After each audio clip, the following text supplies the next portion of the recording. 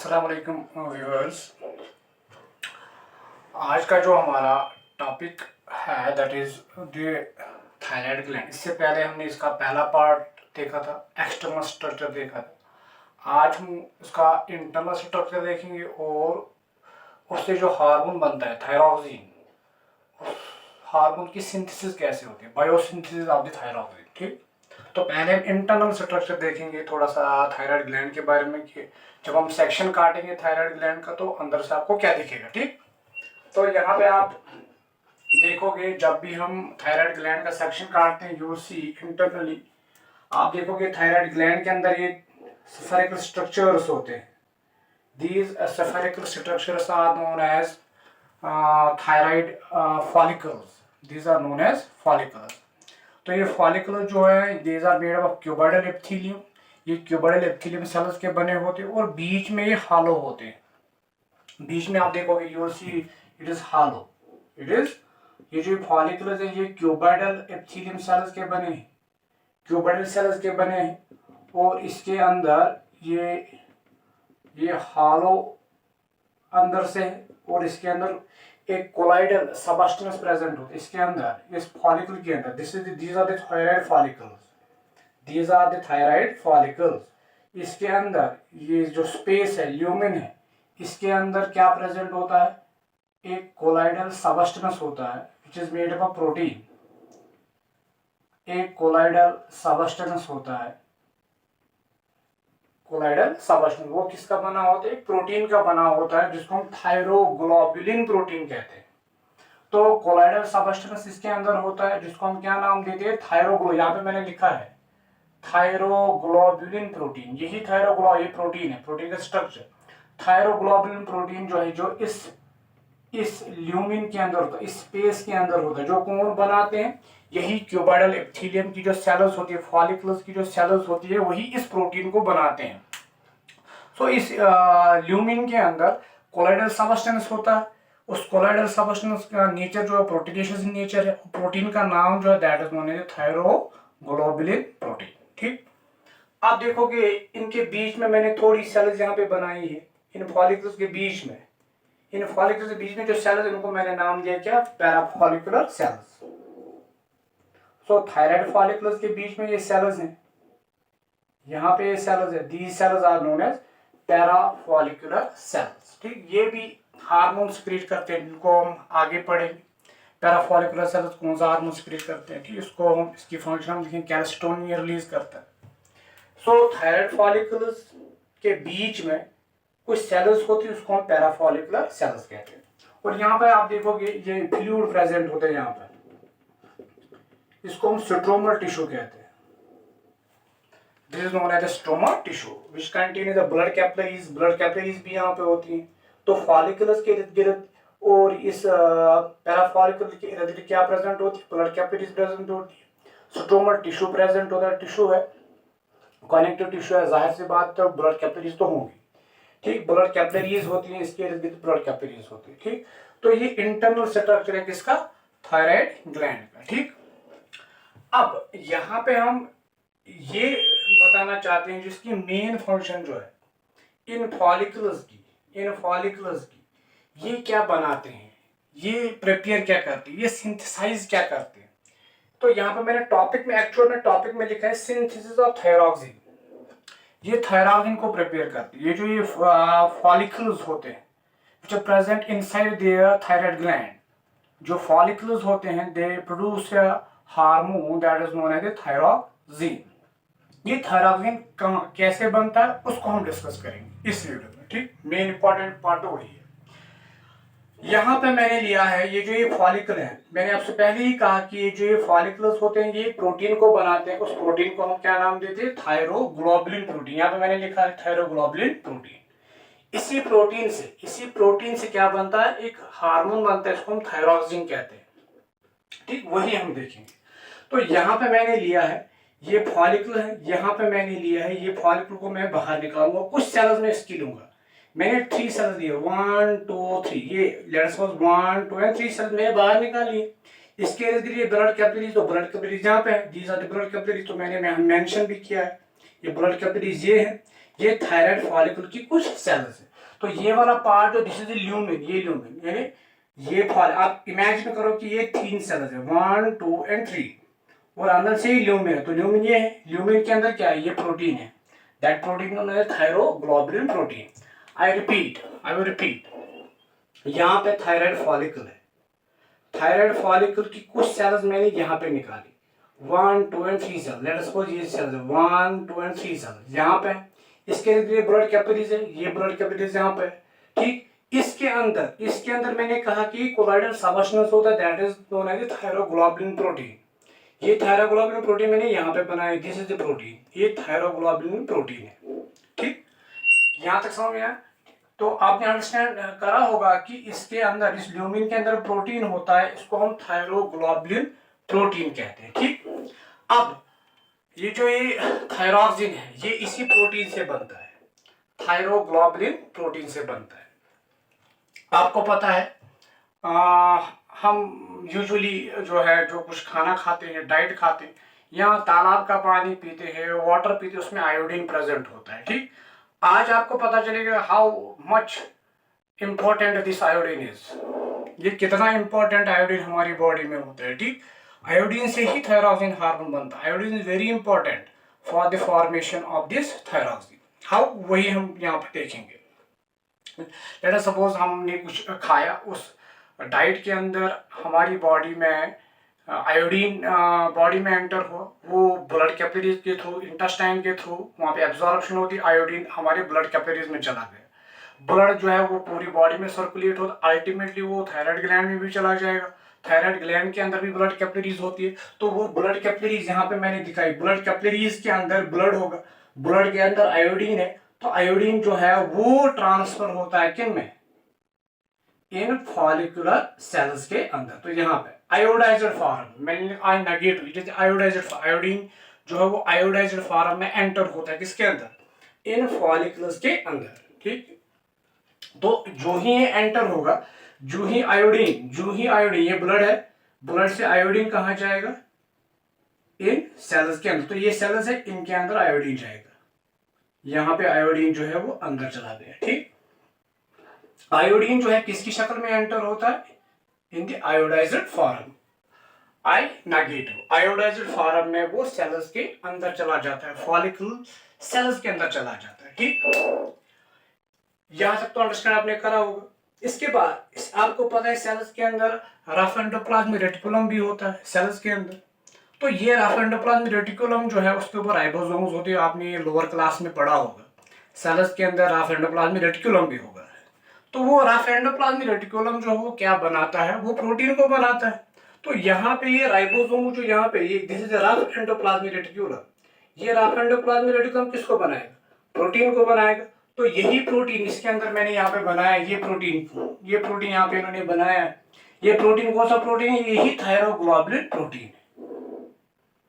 ये thyroglobulin protein जो है ये बाहर निकलता है, किसमें चला जाएगा, इस ल्यूमिन के अंदर, ये थायरोग्लोबुलिन प्रोटीन मैंने यहाँ पे बनाया है, ठीक। आई विल रिपीट, सेल्स के अंदर पहले आयोडीन चला जाता है आयोडाइज्ड फॉर्म में, सेल्स के अंदर रफ एंडोप्लाज्मिक रेटिकुलम भी होता है जो प्रोटीन की सिंथेसिस करवाता है, कौन सा प्रोटीन यहाँ पे बनाते हैं, थायरोग्लोबुलिन प्रोटीन बनाते हैं। वो thyroglobulin protein by means of exocytosis बाहर निकलता है, ल्यूमिन के अंदर चला जाता है, ये ल्यूमिन वाला पार्ट है। तो ये मैंने यहाँ पे प्रोटीन का एक प्रोटीन यहाँ पे बनाया है, बहुत सारे प्रोटीन्स बनाएंगे बट मैंने एक ही थायरोग्लोबुलिन प्रोटीन यहाँ पे बनाया है, ठीक। This is thyroglobulin protein. अब थायरोग्लोबुलिन प्रोटीन ल्यूमिन में चला गया, ठीक। अब ये थायरोग्लोबुलिन प्रोटीन जो है, आपको पता है कि प्रोटीन किसके बने होते हैं, अमीनो एसिड्स के बने होते हैं। तो इस सारे प्रोटीन में क्या प्रेजेंट होंगे, अमीनो एसिड्स प्रेजेंट होंगे। मेनली जो प्रोटीन इसमें प्रेजेंट होता है, दैट अमीनो जो लार्ज क्वांटिटी में होता है, वो अमीनो एसिड जो है उसको हम टायरोसिन अमीनो एसिड कहते हैं। सो this thyroglobulin protein is made up of amino acid, that amino acid is known as a tyrosine। ये टायरोसिन है, यहाँ पे टायरोसिन अमीनो एसिड प्रेजेंट है। तो इस पूरे प्रोटीन में ज्यादा बाकी अमीनो एसिड्स भी होंगे बट लार्ज क्वांटिटी में लेट्स सपोज यहाँ पे टायरोसिन अमीनो एसिड है, यहाँ पे टायरोसिन अमीनो एसिड यहाँ पे प्रेजेंट होगा, और उनके बीच बीच में और भी अमीनो एसिड्स होंगे, बट उनकी क्वांटिटी जो है बहुत ही कम होगी। ठीक, आई रिपीट, थायरोग्लोबुलिन प्रोटीन जो है ये अमीनो एसिड्स का बना होता है, बट अमीनो एसिड जो होते हैं वो नियर अबाउट 20 अमीनो एसिड्स होते हैं। हमारी बॉडी, आपने पढ़ा होगा 20 एसेंशियल अमीनो एसिड हमारी बॉडी में होते हैं। इनमें से ज्यादातर इस थायरोग्लोबुलिन प्रोटीन में जो अमीनो एसिड की क्वांटिटी होती है वो उन 20 में से सबसे क्वांटिटी किसकी होती है? टायरोसिन अमीनो एसिड की होती है। तो यहाँ पे मैंने यहाँ पे टायरोसिन अमीनो एसिड बनाया, यहाँ पे टायरोसिन यहाँ पे होगा, यहाँ पे होगा, यहाँ पे होगा, बट बीच बीच में और भी अमीनो एसिड्स हो सकते हैं। ठीक, यहाँ पे मैंने यही टायरोसिन अमीनो एसिड का स्ट्रक्चर बनाया है। आपको पता होता है अमीनो एसिड में तो कार्बोक्सिलिक एसिड होता है एंड अमीनो ग्रुप होता है। अमीनो एसिड एक एसिडिक ग्रुप होता है, COH ग्रुप होता है, और इसमें अमीनो ग्रुप भी होता है दैट इज NH2, और कार्बन चेन R ग्रुप वो वेरी करता है। तो यहाँ पे एसिडिक ग्रुप भी है और अमीनो ग्रुप भी है, और यहाँ पे CH ग्रुप है, CH2 benzene ring and OH। ठीक, this is the amino acid. ये टायरोसिन अमीनो एसिड का स्ट्रक्चर है जिसमें कार्बोक्सिलिक एसिड भी है और अमीनो ग्रुप भी, और ये R ग्रुप है, CH बॉन्ड CH2 बॉन्ड और benzene ring OH। This is structure of the tyrosine amino acid. तो इस प्रोटीन में, पूरे प्रोटीन में ये टायरोसिन अमीनो एसिड ज्यादा होंगे, बीच बीच में और भी अमीनो एसिड्स हो सकते हैं। ठीक, सो ये टायरोसिन अमीनो, यहाँ पे आप पूरा आप कंसंट्रेट करो। ये मैं लेट सपोज ये मैंने एक टायरोसिन अमीनो एसिड लिया, यहाँ पे ये मैंने दूसरा अमीनो एसिड टायरोसिन लिया है, ये तीसरा है, ये चौथा है, ये ऐसे ही अमीनो एसिड है। ये वाला पार्ट, ये वाला पार्ट, ये वाला पार्ट मैं दिखा रहा हूँ, इसको मैं आंसर करूँ, ये वाला पार्ट इस चेन में, ये वाला पार्ट जो है ये चेन में होता है, बाकी ये वाला पार्ट बाहर निकलता है, ये वाला पार्ट बाहर होता है, बाकी बाकी इस चेन के अंदर ही रहता है।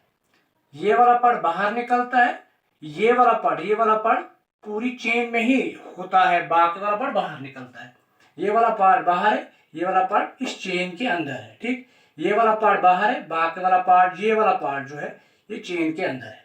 यहाँ पे भी ऐसे ही होगा, CH2 फिर बेंजीन रिंग फिर OH, ऐसे ही। बट ये वाला पार्ट COH CH NH2 ये किस में होगा? इस चेन के अंदर ही होगा, बाकी वाला पार्ट बाहर निकलता है। समझ में आ रहा है? फिर से, ये वाला पार्ट चेन के अंदर होता है, ये वाला पार्ट बाहर निकलता है। ये वाला पार्ट मैंने बाहर ही दिखाया है, ये वाला पार्ट इस चेन के अंदर प्रेजेंट है। ठीक, अब होता क्या है, थायरोक्सिन कैसे बनता है? ठीक, इस थायरोग्लोबिन से बनता है। आपको पता ही होगा थायरोक्सिन जो है it is an iodine dependent hormone. मैंने आयोडीन का जिक्र किया। तो यहाँ पे अब देखो, अब ये प्रोटीन जो है ये टायरोसिन अमीनो एसिड्स का बना है। यहाँ से जो आयोडीन आया, अब इसका जिक्र होगा, ये आयोडाइज्ड फॉर्म में आया, ये बाहर निकलता है, इसकी ऑक्सीडेशन होती है और आयोडीन में तब्दील होता है, I2। ठीक, सो आयोडीन यहाँ पे बन गई। ये आयोडीन जो है यहाँ पे इस बेंजीन रिंग के साथ अटैच होते हैं। यहाँ पे आयोडीन अटैच होगा, या इस वाले रिंग में यहाँ पे दो जगहों पे अटैच हो सकता है, यहाँ पे भी अटैच हो सकता है दो जगहों पे। या तो एक जगह पे अटैच होता है बेंजीन रिंग के साथ, या तो ये दो जगहों पे अटैच होता है, तीन जगहों पे अटैच नहीं होता है, सिर्फ या तो दो या तो एक जगह पे ये अटैच होता है। यहाँ पे अभी तीसरी रिंग है, लेट्स सपोज यहाँ पे मैं दो जगहों पे अटैच करूंगा, यहाँ पे और यहाँ पे, यानी ये बेंजीन रिंग है, यहाँ पे अटैच हो सकता है दो जगहों पे, या तो सिर्फ एक ही जगह पे। लेट अस सपोज इस वाले अमीनो एसिड में सिर्फ एक ही जगह पे अटैच हुआ है, तो इसको हम क्या नाम देंगे? लेट अस सपोज ये अमीनो एसिड है, यहाँ पे आयोडीन अटैच हुआ, इसको आप क्या नाम दोगे? It is known as the, अगर ये यहाँ पे एक ही जगह पे अटैच हो, इसको हम कहेंगे मानो, क्योंकि एक ही जगह पे आयोडो थायरोनिन MIT मानो आयोडो थायरोनिन। अगर ये दो जगहों पे अटैच होगा तो हम क्या नाम देंगे? डाई आयोडो थायरोनीन, MIT बनेगा और DIT बनेगा। अगर ये बेंजीन रिंग के साथ एक जगह पे अटैच हुआ तो उसको हम कहेंगे मोनो आयोडोथायरोनिन। अगर ये दो जगहों पे अटैच हुआ तो हम क्या कहेंगे, डाई आयोडोथायरोनिन। समझ में आ रहा है? एक जगह पे यहाँ पे अटैच हुआ या तो दो जगहों पे अटैच होगा, मोनो आयोडोथायरोनिन बनेगा और डाई आयोडोथायरोनिन बनेगा। ठीक, अब होता क्या है, और एक चीज होता क्या है यहाँ पे और एक चीज होती, ये यहाँ पे ये वाला पार्ट जो ये वाला पार्ट, ये वाला एमाइनो एसिड, यहाँ पे ये ब्रेक होता है, ये वाला पार्ट इसका ब्रेक होगा। ये DIT का ये जो ये डाई आयोडोथायरोनिन यहाँ पे बन गया, यहाँ पे इसकी ब्रेकेज होती है और ये वाला पार्ट इस वाले पार्ट के साथ अटैच होता है। यहाँ पे मैं बनाया भी है, ये वाला पार्ट ब्रेक होगा, ये वाला पार्ट बेंजीन रिंग आयोडीन 2 और OH वो यहाँ पे इसके साथ अटैच होगा। तो इस तरह का स्ट्रक्चर बनेगा, यानी COOH CH NH2 CH2 और ये इसका इस अमीनो एसिड का ये वाला पार्ट इसके साथ अटैच होगा। यहां से H2O रिलीज होगा, H H2 और O, और वहां पे O रहेगा और वहां पे O रहेगा और इसकी बेंजीन रिंग और OH रहेगा, तो ये बनेगा। तो कितने आयोडीन मॉलिक्यूल्स आए, 1 2 एंड 3। इसको हम क्या नाम देंगे, T3 ट्राई आयोडोथायरोनिन। इसको हम कपलिंग रिएक्शन भी कहते हैं, इसको हम कपलिंग रिएक्शन कहते हैं। ये वाला पार्ट ब्रेक होगा और ये वाला पार्ट इस वाले मोनो आयोडोथायरोनिन के साथ क्या होगा, अटैच होगा। सो DIT और MIT आपस में मिलते हैं, कपलिंग रिएक्शन होती है तो ट्राई आयोडोथायरोनिन बनता है, या DIT और दूसरा DIT आपस में बाइंड होंगे, आपस में कपलिंग रिएक्शन करेंगे और टेट्रा आयोडोथायरोनिन बनेगा। समझ में आया? या तो DIT प्लस DIT आपस में मिलेंगे तो क्या बनेगा, T4 T3 एंड T4 बनेगा। कपलिंग रिएक्शन होती है, ये वाला ब्रेक पार्ट होता है इसके साथ अटैच होता है तो क्या बनेगा, ये वाला पार्ट ब्रेक होगा तो ये इसके साथ अटैच होगा तो ट्राईआयोडोथायरोनिन। अगर DIT का ये वाला पार्ट यहाँ पे ब्रेक होगा, इस DIT के साथ अटैच होगा तो इसमें कितने आयोडीन आएंगे, 1 2 3 एंड 4। तो यहाँ पे और एक आयोडीन आएगा तो ये बनेगा क्या, tetra 1 2 3 and 4, tetra T4 tetra iodothyronine. So इस तरह से T3 एंड T4 बनता है। T4 को हम मेनली थायरॉक्सिन कहते हैं एंड T3 जो है ये बहुत ही कम बनता है। T3 जो है बहुत ही कम मिकदार में बनता है, ज्यादा जो बनता है वो T4 ही बनता है 80%। T3 जो है वो 20% ही बनता है, बट ज्यादा पोटेंट जो है वो T3 ही होता है, ज्यादा ताकतवर जो है वो T3 ही होता है। तो थायरॉक्सिन जो है इसके दो फार्म्स होते हैं, T3 और T4। इसकी दो फॉर्म्स, ये कैसे बनता है, किस फॉर्म में एग्जिस्ट होता है, T3 और T4 की शक्ल में, ये कैसे सिंथेसाइज होता है, ये मैंने यहाँ पे आपके साथ डिस्कस किया। ठीक, इसका थोड़ा सा और भी पार्ट है जो हम कल डिस्कस करेंगे नेक्स्ट वीडियो में। Till then bye bye.